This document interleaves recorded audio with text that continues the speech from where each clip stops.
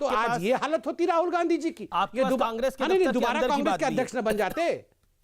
ठीक है, मैं जीतू पटवारी का ये भी खबर रखते हैं, ये भी खबर रखते हैं हमारी, हम भी खबर रखते हैं। ठीक है, आप पटवारी साहब को अब आपने अपनी बात को रखा। आपने अपने ओपनिंग रिमार्क्स में बोला कि ये फर्जी सिग्नेचर है। यही बात केशव मौर्य डिप्टी सीएम उत्तर प्रदेश ने भी बोली। जीतू पटवारी, क्या आपको लगता है जिस तरह से राहुल गांधी ने बोला लोकतंत्र खतरे में आ गया है, मतलब लोकतंत्र है ही नहीं, क्या आपको लगता है भारत में डेमोक्रेसी नहीं है?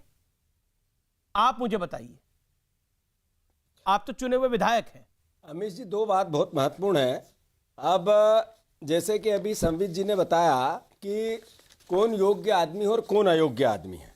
इस देश ने नरेंद्र मोदी जी को योग्य माना था, यही जब भी तो उन्होंने कहा था काला धन लाएंगे, 15-15 लाख देंगे। उस योग्यता का क्या हुआ?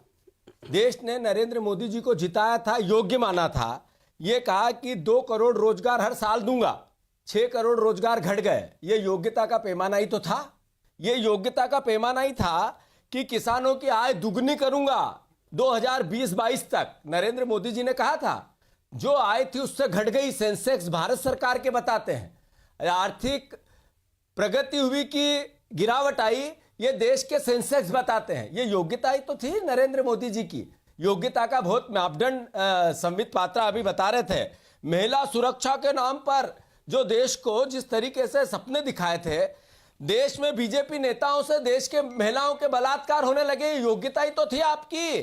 फास्ट ट्रैक कोर्ट बनवाऊंगा, नेताओं को जिनने गड़बड़ की उनको जेल भिजवाऊंगा।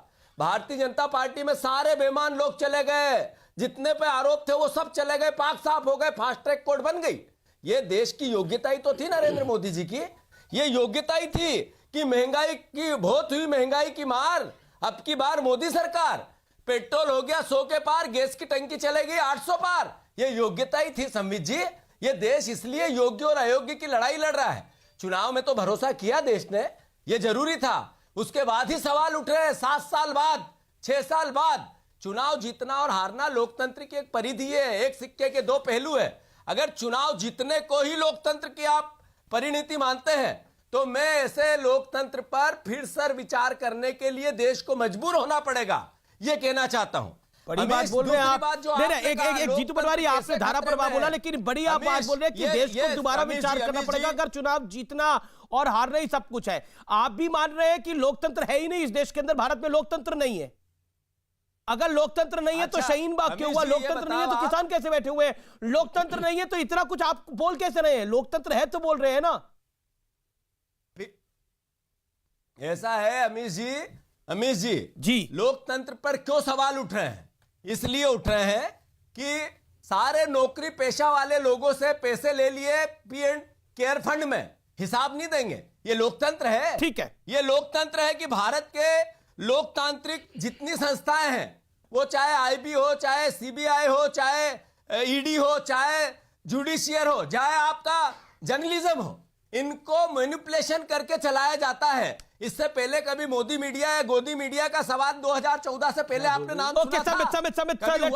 किसी प्रधानमंत्री के नाम पर मीडिया का नाम रखा गया, इससे पहले हुआ था? ये अभी क्यों हुआ कि ये मोदी मीडिया है और गोदी मीडिया है? इससे पहले ये प्रश्न 14 से पहले कभी तो मतलब जब 70 साल से आपकी एब्सोल्यूट मेजॉरिटी होती थी, जब 70 साल से आपकी एब्सोल्यूट मेजॉरिटी होती थी तब लोकतंत्र था। लेकिन 2014 के बाद जब से नरेंद्र मोदी की एब्सोल्यूट मेजॉरिटी आई है तब से लोकतंत्र नहीं है। कई तकलीफ ये तो नहीं है कि पहले सिर्फ हमारी बात ही सुनी जाती थी, हम ही कहते थे, अब दोनों तरफ की बात आती है तो जो दूसरी तरफ की बात कहे उस पर हम आरोप लगा दें। देखिए जीतू भाई, आप भी बड़े वरिष्ठ आदमी हैं, एक साधारण सा आपको मैं एग्जांपल देता हूं।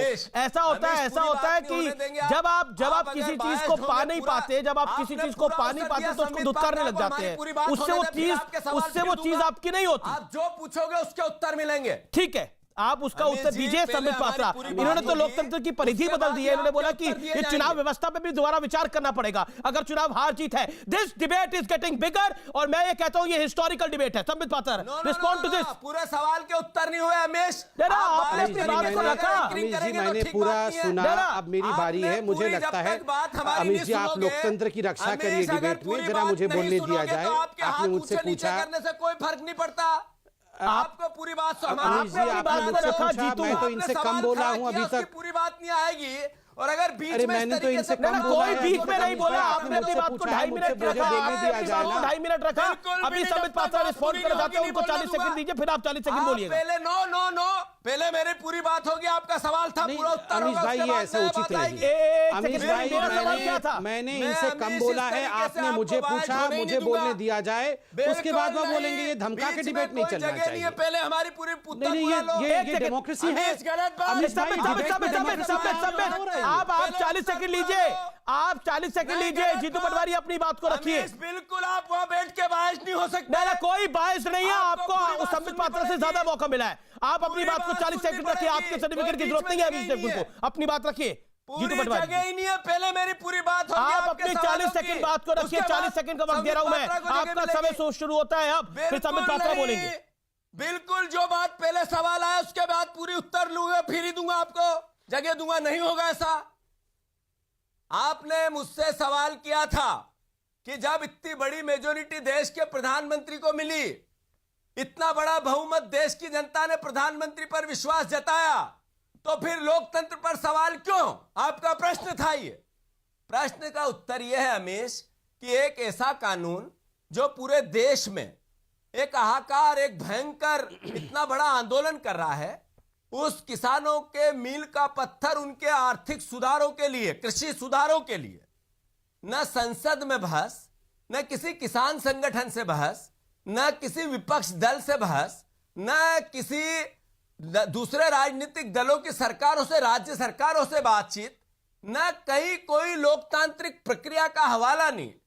कोरोना के इस महामारी में चुपचाप गुपचुप जैसे तैसे उसको पास करना। ओके। कहना मैं तो किसानों के हक और अधिकारों की जी। बदलाव की बात करता हूं, तो ये सवाल लोकतंत्र में ठीक है, कैसे बनता है? आपने अपनी बात को रखा।